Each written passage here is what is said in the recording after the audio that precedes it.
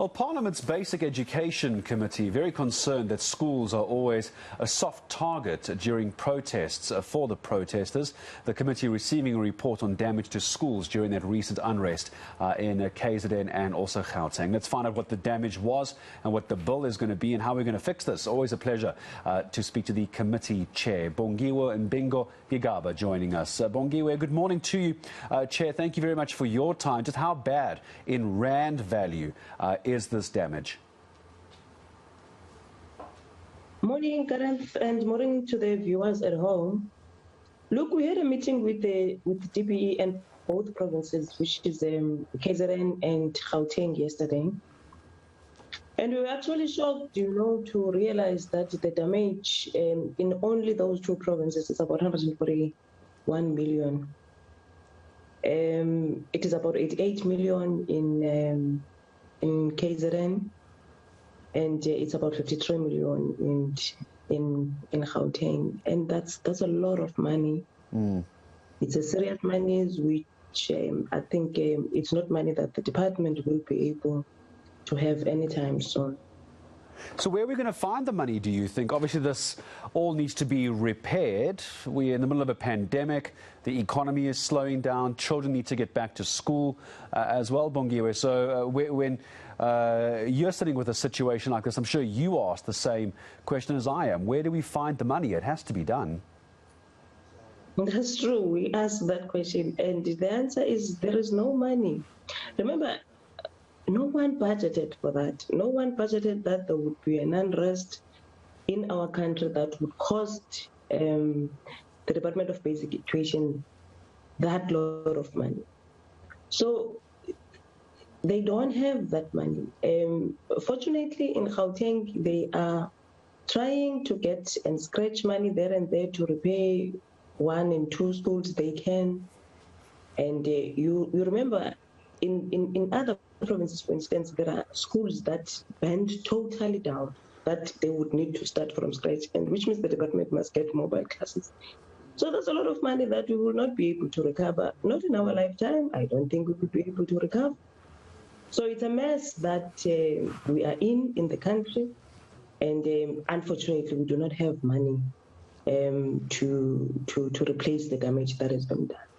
Bongiwe, do we have a sense at all from the committee meeting that you had, when we talk about damage at schools, let's just help viewers understand. I imagine there are schools that are badly damaged, that are unsafe for pupils to go back to. I imagine also there is some schools where there's damage but can still be operational. Are you able to talk to that, or are we talking about all the schools that were targeted during the protests are completely unusable and unsafe? Look, like I'm saying, they are making plans that there must be teaching and learning somehow, and which I think from our side it was good news, because part of the reason we wanted to meet them was to know whether will children be able to go back to school under the circumstances. So they assured us that they will be learning and teaching. Both provinces have tried to make arrangements of mobile classes, but you would understand it's mobile classes that you must arrange in a very short space, period of time, and there is COVID protocols as well that you need to follow. So it's actually a serious strain, and I think really our communities must really start to look into issues of anger. When you are angry and when you are protesting, why must you target your own interest?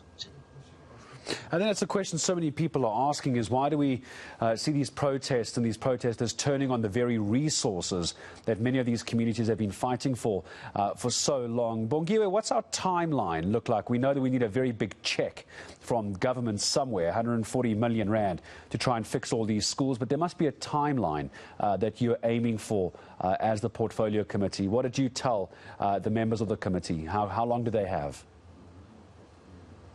No, Gareth, look, I think it's going to be unfair for us as the portfolio committee to expect the department to tell us where will they get that money. Remember, I've told you they did not budget for.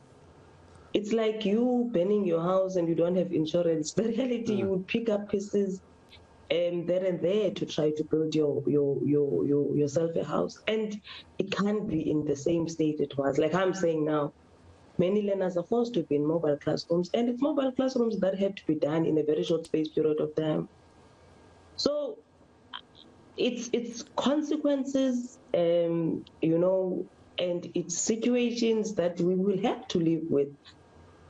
They said they don't have money, and I mean, in my view as well as the chairperson of the committee, I can't say no. In this timeline, you must have that money. Where will they get it? And we know, all of us, the economy of our country is not in good condition.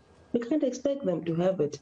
So where they can stretch, we appreciate, but at least we want schooling to continue. We want teaching and learning to continue, and that is our view. And they must try by all means to try to fix the damage that other people actually made. And that's just how devastating these protests were, to the point now where the Education Department simply doesn't have the money to fix the schools. I appreciate your time in speaking to us. Parliament's Portfolio Committee on Basic Education, the chair of the committee, Bongiwe Mbingo-Gigaba, joining us here on eNCA.